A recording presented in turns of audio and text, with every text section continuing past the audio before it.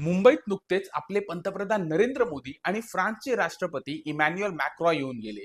या दौऱ्यादरम्यान या दोन्ही नेत्यांमध्ये द्विपक्षीय चर्चा झाली आणि त्यांनी 2026 Bharat France year of innovation या नवोन्मेष वर्षा उपक्रमाचे उद्घाटन केले.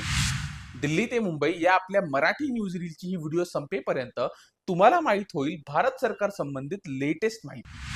आपल्या महाराष्ट्रातल्या घोटी, त्र्यंबक, मोखाडा, जव्हार, मनोर, पालघर मधील महामार्गाच्या चौपदरीकरणाला मंजुरी मिळाली आहे. तर कसारा ते मनमाड दरम्यान तिसरा आणि चौथा रेल्वे मार्ग सुरू करण्यासाठीही रेल्वे मंत्रालयाला मंजुरी मिळाली आहे. हा प्रकल्प 2030-31 पर्यंत पूर्ण होईल.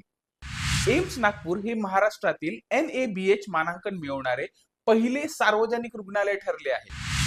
आता एक आंतरराष्ट्रीय बातमी सांगतो.